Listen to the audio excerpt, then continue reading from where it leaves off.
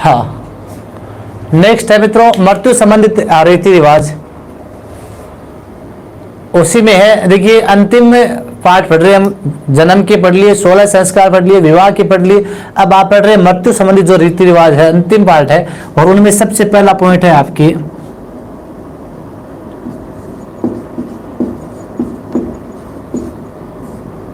बैंकुटी। कौन सा है? बैंकुटी।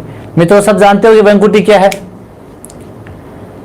यानी मृत व्यक्ति होता है, उस मृत व्यक्ति के शरीर को शमशान भूमि में ले जाने के लिए, यानी शमशान में ले जाने के लिए एक लकड़ी की सैया तैयार होती है, एक लकड़ी की सैया तैयार की जाती है, और जिस पर मृत व्यक्ति को सुलाया जाता है उससे क्या कहते हैं? बैंकुटी कहते हैं। सब जानते हो। मनमोहन सिंह राठौड़, गुड आफ्टरनून जी। हाँ जी, नेक्स्ट भद्दर। ये क्या है मित्रों? भद्दर क्या है? भद्दर क्या है? अनिता जी स्वामी, भद्दर क्या है? राम राम जी, राजू जी।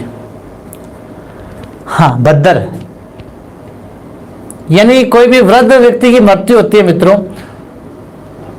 और वृद्ध व्यक्ति की मृत्यु के पश्चात उसके जो पोते हैं, पोतियां हैं, या जो भी परिवार के लोग हैं, उसके बेटे हैं, उनके जो बालों, उनके द्वारा अपने बालों का दान किया जाता है। हाँ, अपने बालों का दान यानी केस का दान किया जाता है। तो केस कटवाना या बाल कटवाना क्या कहलाता है? भद्दर। तो किसी वृद्ध की मृत्यु पर बालों का कटवाना या केस कटवाना क्या कहलाता है मित्रों? भद्दर कहलाता है। हाँ, तो वृद्ध व्यक्ति की मृत्यु पर बाल कटवाना। बखेर जानते हैं सब? बखेर क्या है?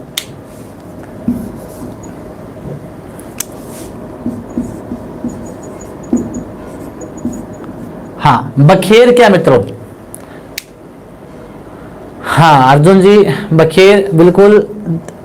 देखिए बखेर मृत व्यक्ति है, उसके अर्थ के आगे धन लुटाया जाता है, यानी पैसे उछाले जाते हैं, सिक्के उछाले जाते हैं कुछ, उसे क्या कहते हैं?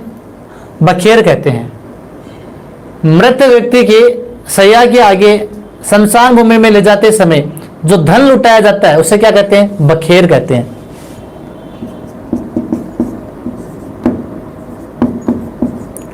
दंडोत। हाँ शारदा जी राम राम, लेट आए आप। दंडोत सविता जी राम राम जी। देखो मृत व्यक्ति की सैया के आगे कुछ उसके जो परिवार के छोटे लड़के लड़कियां पोते वगैरह चलते हैं और उसे दंडवत प्रणाम करते हैं, उसे क्या कहते हैं? दंडवत। तो मृत व्यक्ति की सैया के आगे उसके परिवारजन के लोगों द्वारा दंडवत प्रणाम करना क्या कहलाता है? दंडोत कहलाता है। आद्यता। नेक्स्ट क्या मित्रों? हाँ, आद्यता। शमशान भूमि में जब मृत व्यक्ति को ले जाते हैं सैया पर लेटाकर, तो आधा रास्ता तय हो जाने के बाद किसी भी चौराहे पर अर्थ की दिशा को बदला जाता है। किसी भी चौराहे पर अर्थ की दिशा को बदला जाता है, उसे क्या कहते हैं? आद्यता। हाँ शैलेश जी, तो पहली चौराहे पर यानी शमशान भूमि पर ले जाते समय मृत व्यक्ति को जब ले जाते हैं तो प्रथम चौराहे पर या जो चौराहा आता है उस पर उस अर्थ की दिशा को बदला जाता है, उसे क्या कहते हैं? आद्यता। पिंडदान। हाँ, क्वेश्चन आ सकता है पिंडदान है वो किस प्रकार का रीति रिवाज है? मृत्यु से संबंधित है, विवाह से संबंधित है, 16 संस्कार में है, या जन्म से है? तो पिंडदान किसकी है? पिंडदान एक मृत्यु संबंधित संस्कार है। यानी मृत व्यक्ति को शमशान ले जाते समय प्रथम चौराहे पर उस व्यक्ति के लिए जो दान किया जाता है उसे क्या कहते हैं? पिंडदान कहते हैं। क्या कहते हैं? पिंडदान। तो मृत व्यक्ति के लिए प्रथम चौराहे पर उसके परिवार के लोगों द्वारा किया गया दान क्या कहलाता है? पिंडदान। बहुत लेट है संतोष जी। हाँ बिल्कुल अर्जुन जी, प्रथम विश्राम गृह की अर्थी को बदलना, बिल्कुल। हाँ, पिंडदान के बाद में अंत्येष्टि।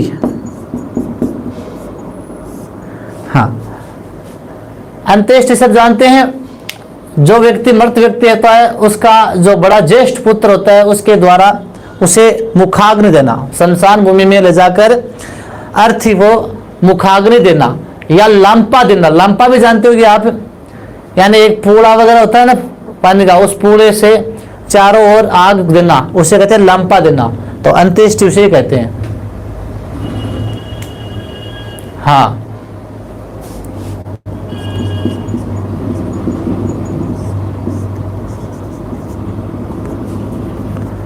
सातरवाड़ा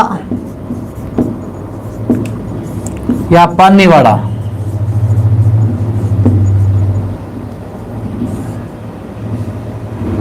दो रस्म देखिएगा, सातरवाड़ा या पानीवाड़ा। कोई बात नहीं संतोष जी, वो भी इंपॉर्टेंट ही क्लास है। सातरवाड़ा और पानीवाड़ा दो रस्में देखिए।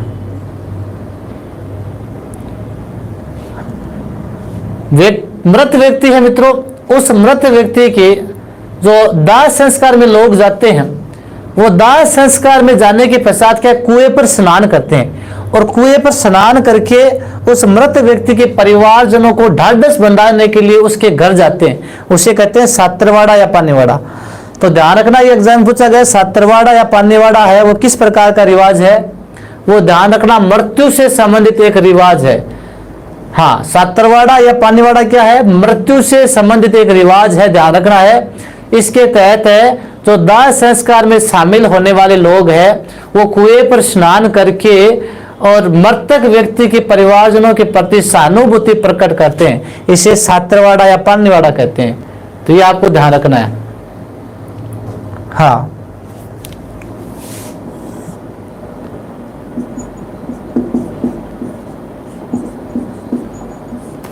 फूल चयन,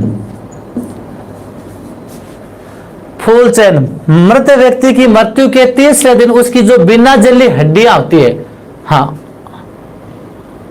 बिना जली हड्डियां होती है, उन बिना जली हड्डियों को एकत्रित किया जाता है और एक कपड़े में सुरक्षित रखा जाता है और उसके बाद में उन बिना जली हड्डियों को क्या किया जाता है, किसी भी पवित्र झील या नदी में विसर्जित किया जाता है, उसे कहते हैं फूल पदरना। यानी इन बिना जली हड्डियों को, जो व्यक्ति की बिना जली हड्डियां होती है, उनको किसी पवित्र झील या नदी में, जैसे गंगा नदी है, उसमें विसर्जित करना क्या कहलाता है, फूल पदरना। और इसी क्रिया का दूसरा नाम है मित्रों थोवना, फूल पदरना या थोवना कहलाती है। बिल्कुल हरिद्वार ले जाते हैं हड्डियों को राजू जी। हाँ, फूल चुगना, फूल पदरना, थोवना। नेक्स्ट उठावना, उठावना मृत व्यक्ति के पीछे जो भी 3 दिवसीय, पंकज जी आपकी समाधि देते हैं क्या, सभी के समाधि थोड़ी देते हैं। मृत व्यक्ति के पीछे जो 3 दिवसीय या 12 दिवसीय जो बैठक की जाती है उसकी समाप्ति को क्या कहते हैं, उठावना कहते हैं। तो बैठक की समाप्ति को क्या कहते हैं, उठावना।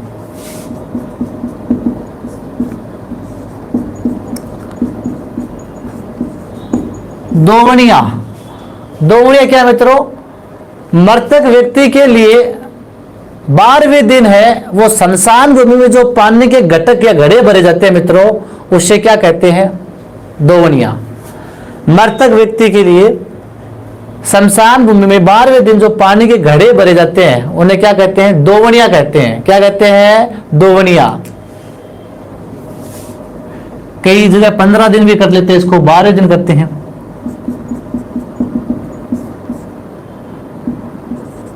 नारायण बलि,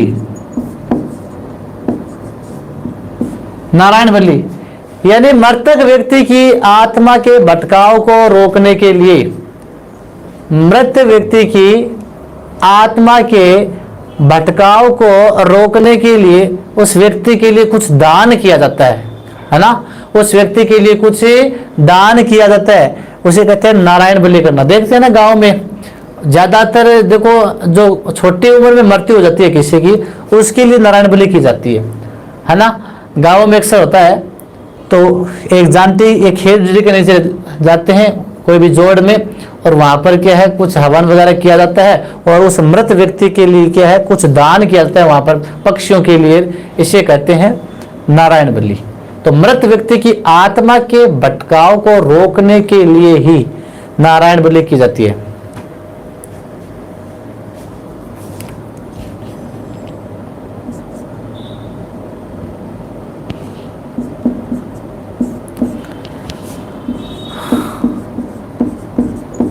एक वह मुस्सर और एक वह जोस्सर। मित्रों क्या है, एक तो क्या आपके मोस्सर और एक है जोस्सर, देखो अलग अलग है। मोस्सर क्या है सब जानते हैं। मोस्सर क्या है, तो देखो मृत व्यक्ति के 12वें दिन या महिला के 13वें दिन, यानी महिला की मृत्यु के लगभग 13वां दिन होता है और वृद्ध कोई व्यक्ति होता है उसके 12वें दिन अपने बिरादरी के लोगों को भोजन वगैरह करवाया जाता है, उसे कहते हैं मोस्सर। आपकी प्रथा प्रचलित होगी, देखो कई समाज में तो ये प्रथा अभी बंद हो गई है और ज्यादातर समाज में अभी भी क्या ये चालू है प्रथा मोस्सर। इसे नुक्ता भी कहते हैं, 12वां भी कहते हैं। तो मृत्यु भोज को क्या कहते हैं, मोस्सर कहते हैं। एक प्रकार से मृत्यु के 12वें दिन और महिला की मृत्यु के 13वें दिन है जो अपनी बिरादरी के लोगों को भोजन वगैरह करवाया जाता है, उसे क्या कहते हैं मित्रों, मोस्सर कहते हैं, नुक्ता कहते हैं उसे। जोस्सर, हाँ जोस्सर क्या है, जीवित व्यक्ति द्वारा अपनी इच्छा से अपना मृत्यु भोज अपनी मृत्यु से पहले ही करना क्या कहलाता है, जोस्सर। सीधी सी बात है, यानी मैं भी जीऊं तो मैं भी खा लूं और थे भी खा लो, यानी मैं भी जीऊं तो मेरो जोस्सर का जो जीऊं तो मैं भी खा लूं कुछ। इसलिए जीवित व्यक्ति द्वारा अपनी इच्छा से अपनी मृत्यु के पहले ही मृत्यु भोज कर देना क्या कहलाता है मित्रों, जोस्सर कहलाता है। तो जीवित व्यक्ति के द्वारा क्या होता है ये आपको ध्यान रखना है।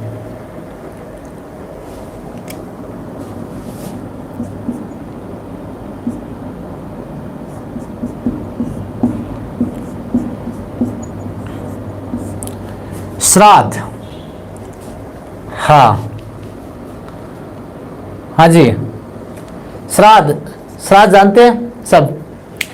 यदि व्यक्ति की मान लो मृत्यु हो गई और मृत्यु के 1 साल बाद में क्या डाला जाता है, उसका श्राद्ध डाला जाता है।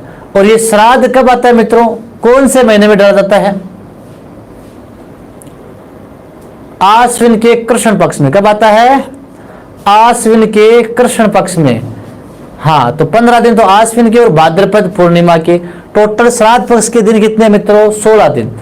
और इन 16 दिनों में किसी व्यक्ति की जो वृद्ध है उसकी मृत्यु के दिन उसका श्राद्ध किया जाता है और अपने परिवार वालों को क्या है भोजन वगैरह करवाया जाता है। हाँ तो ये आपको ध्यान रखना है, इसे कहते हैं श्राद्ध। और ध्यान रखना, मान लो जैसे किसी की मृत्यु है वो मान लो कार्तिक महीने में शुक्ल पक्ष की तृतीया को हो गई, तो उसका श्राद्ध कब होगा, कार्तिक महीने में शुक्ल पक्ष की तृतीया को हो गई तो उसका श्राद्ध, तो उसका श्राद्ध कब होगा, हाँ बिल्कुल गुड्डी जी ने सही कहा है, आश्विन के कृष्ण पक्ष की तृतीया को। यानी कार्तिक की शुक्ल पक्ष की तृतीया को मृत्यु हुई है, लेकिन उसका श्राद्ध कब होगा, आश्विन की कृष्ण पक्ष की तृतीया को, क्योंकि श्राद्ध है वो आश्विन के कृष्ण पक्ष में डाला जाता है, ये ध्यान रखना है ना। तो इसलिए आश्विन के 15 और भाद्रपद पूर्णिमा का 1 दिन, तो टोटल कितने हो गए, 16 दिन हो गए मित्रों। कितने हो गए, 16 दिन। ये क्या चलता है आपका, श्राद्ध वाली प्रक्रिया चलती है।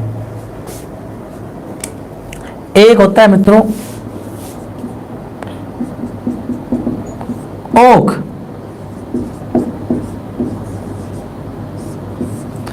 ओक क्या है, हाँ एक आता है आपके ओक, ये ओक क्या है, ओक क्या है, हाँ जी सविता जी, हाँ मुस्कान जी, ओक क्या है,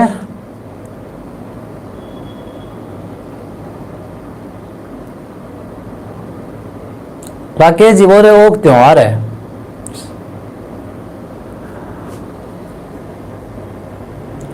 हाँ सन्नी जी राजपूत ओक पूछ रहे हैं हम, ओक क्या है, ओक पत्तों को नहीं। बिल्कुल सही है, विक्रम जी भार्गव को नॉलेज है इसका। देखिए मान लो किसी की मृत्यु है, मान लो कोई भी लड़का है छोटी उम्र में मर गया मान लो, और किसी की मृत्यु है कोई त्योहार के दिन हो गई, मान लो किसी की मृत्यु परिवार में त्योहार के दिन हो गई, तो वह परिवार है उस त्योहार को तब तक नहीं मनाता है मित्रों जब तक उस परिवार में त्योहार के दिन किसी लड़के का जन्म नहीं हो जाए। इसे क्या कहते हैं? ओक पड़ना। कहते हैं ना हमारे तो ओक पड़ गई, कहते हैं ना ओक पड़ गई, मारवाड़ी में बोलते हैं ना। यानी त्योहार के दिन किसी की मृत्यु हो जाती है मान लो, तो वह परिवार त्योहार को उस तब तक नहीं मनाता है जब तक उस परिवार में त्योहार के दिन किसी बच्चे का जन्म नहीं हो जाए। इसे कहते हैं ओक। और कहते हैं कि यदि मान लो इस दिन जरूरी नहीं बच्चे का जन्म हो, कई जगह ये भी कहते हैं जैसे गाय है, गाय अपने बछड़े को जन्म देती है त्योहार के दिन, तो भी वह परिवार आगे त्योहार है मना सकता है। हाँ अब तो जान गए हुए सब ओक क्या है। हाँ मित्रों, ये हिंदुओं में मुख्यतः मित्रों क्या है? मृत्यु संबंधी रिवाज है। मुसलमानों में मित्रों क्या होता है? देखो मुसलमानों में शव को है वो गाड़ा जाता है, अंत्येष्टि कहते हैं, शव को गाड़ते हैं और कुरान पढ़ी जाती है, और व्यक्ति के जो मृतक व्यक्ति है उसके मुंह में शहद की कुछ बूंदे डाली जाती है। एक लड़का पूछ रहा है वर्षोत्ती, तो वर्षोत्ती देखो मित्रों, वर्षोत्ती जो व्यक्ति मृत व्यक्ति है, वृद्ध व्यक्ति है, उसकी मृत्यु के 1 वर्ष बाद, ये पूछ रहा है वर्षोत्ती,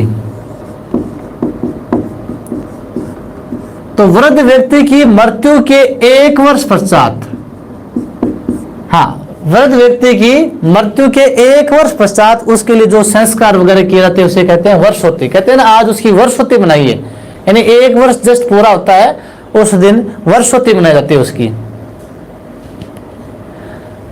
अर्जुन जी अगर बोले ऐसा जन्म नहीं हो तो क्या मनाएंगे? मनाएंगे बिल्कुल। यदि जन्म नहीं होगा त्योहार के दिन तो बिल्कुल वो त्योहार कभी भी नहीं धोखा जाएगा, बिल्कुल नहीं धोखा जाएगा। जैसे हमारे पड़ोस में मैं उदाहरण देता हूँ, आज से 6-7 साल पहले यहाँ पर किसी की अचानक हार्ट अटैक से दीपावली के दिन मृत्यु हो गई थी। हाँ कोई सूबेदार थे, दीपावली के दिन उनकी क्या हो गई थी, 6-7 वर्ष पहले हार्ट अटैक से मृत्यु हो गई। तो अब उनके परिवार में वो दीपावली का त्योहार अभी 6-7 वर्ष बीत गए, अभी तक उनका वहां पर कोई है नहीं मनाया जाता है, दीपावली का त्योहार नहीं मनाते हैं। अब तब तक नहीं मनाएंगे वो दीपावली का त्योहार जब तक उनके परिवार में त्योहार के दिन किसी बच्चे का जन्म नहीं हो जाएगा। तो इसलिए ये कहते हैं ओक, कहते हैं इसे क्या कहते हैं? ओक। बिल्कुल अर्जुन जी ठीक है। हाँ तो ये वर्षोत्ती भी जान गए। और मुसलमानों में क्या है? शव को गाड़ते हैं, है ना, ये ध्यान रखना। और कुरान पढ़ते हैं, शहद डाल जाती है। और शव की शव यात्रा है, शव यात्रा के साथ साथ वो क्या पढ़ते हैं? कलमा। जिस प्रकार हमारी शव यात्रा में जैसे बोलते हैं ना राम नाम सत्य, इस प्रकार के वर्ड बोलते हैं, इसी प्रकार मुसलमान शव यात्रा के साथ क्या पढ़ते हैं? कलमा पढ़ते हैं। एक होता है मित्रों तकिया, क्या होता है? तकिया। और एक होता है आत्मा का चलना, आत्मा का चलना। ये मुसलमानों के ही है। देखो तकिया भी, कलमा भी और आत्मा का चलना। तो देखो मित्रों पहले आत्मा का चलना, तो मुस्लिम समाज है, इसमें मान लो किसी की मृत्यु हो गई तो हमारे समाज में, हिंदू समाज में तो क्या है मित्रों कि ज्यादातर देखो जो अर्थी है, अर्थी के आगे हम दंडवत प्रणाम वगैरह करते हैं, अर्थी के आगे कुछ चलते रहते हैं छोटे बच्चे वगैरह। और यहाँ पर मुस्लिम समाज में क्या होता है कि अर्थी के आगे कोई भी नहीं चलता है, अर्थी के आगे कोई भी नहीं चलता है, क्योंकि कहते हैं कि अर्थी के आगे यहाँ पर है वो आत्मा चलती है, जो मृत व्यक्ति की आत्मा है उसका परमात्मा से मिलन होता है, इसलिए अर्थी के आगे मुस्लिम समाज में कोई भी नहीं चलता है। कहते हैं कि अर्थी के आगे आत्मा चल रही है। एक होता है तकिया। ये तकिया क्या होता है मित्रों? तकिया क्या है? देखो मुस्लिम समाज में मित्रों मान लो मुस्लिम समाज में हाँ किसी की व्यक्ति की मृत्यु हो गई तो मृत्यु के पश्चात है उस व्यक्ति को है सुलाया जाएगा, यानी एक गड्ढा खोदेंगे, गड्ढा खोद के उसका मुंह है वो पश्चिम दिशा में करेंगे। पश्चिम अर्थात मक्का मदीना है उनका पवित्र स्थान पश्चिम की ओर, तो पश्चिमी दिशा में उस व्यक्ति का क्या करेंगे? मुंह करेंगे पश्चिमी दिशा में, फिर उस पर मिट्टी डालेंगे। मिट्टी डालने के बाद में उस व्यक्ति के ऊपर क्या है? मिट्टी डाल के एक पत्थर खड़ा करेंगे और उस पत्थर के ऊपर संबंधित व्यक्ति का नाम वगैरह लिख देंगे और उस तिथि को लिख देंगे, ये आज इस तिथि के दिन इसकी मृत्यु हुई है, इस व्यक्ति की मृत्यु हुई है। तो मित्रों जो पत्थर खड़ा किया जाता है उस पत्थर को क्या कहते हैं? तकिया। तो मुस्लिम समाज में व्यक्ति की मृत्यु के पश्चात जो पत्थर खड़ा किया जाता है उस पत्थर पर उस व्यक्ति का नाम वगैरह लिखा जाता है, तिथि वगैरह लिखी जाती है, जिस दिन मरा था उसे क्या कहते हैं मित्रों? तकिया कहते हैं, तकिया कहते हैं। और मुस्लिमों में भी तिया होता है, 3 दिन की बैठक के बाद तिया होता है, और 40 दिन जो बैठक की जाती है 40 दिन के बाद उसे चेलम कहते हैं। 40वां या चेलम, जो 40 दिन के बाद अंतिम बैठक होती है उसे चेलम भी बोलते हैं। ये 10वें दिन ये 10वां करते हैं, तो अलग अलग रिवाज है। तो मित्रों ये हमारे थे रिवाज एवं संस्कार, रीति रिवाज एवं संस्कार, तो ये हमारे यहाँ पर पूरे होते हैं। और कल मित्रों, हाँ बिल्कुल कब्र कहते हैं अर्जुन जी उसे, कल आपके लिए एक और शानदार टॉपिक लेकर आएंगे मित्रों, राजस्थान की प्रथाएं। टॉपिक क्या रहेगा? राजस्थान की प्रथाएं। बहुत ही बड़ा मजेदार टॉपिक है मित्रों। अलग अलग प्रकार की जो प्रथाएं हैं हमारे समाज में, जैसे सती प्रथा है आपकी, बाल विवाह है आपकी, मोताणा प्रथा है, छेड़ा फाड़ना है, जो भी दापा प्रथा है, चारी प्रथा है, जितनी भी प्रथाएं हैं मित्रों 15-20, उन प्रथाएं की चर्चा, उन प्रथाओं की चर्चा कल वाली क्लास में हम 12 बजे करेंगे। तो इसलिए सभी मित्र वो कल वाली क्लास जरूर ले, इंपॉर्टेंट है भाई। तो प्रमुख प्रथाएं हैं वो प्रथाएं पढ़ेंगे हम कल।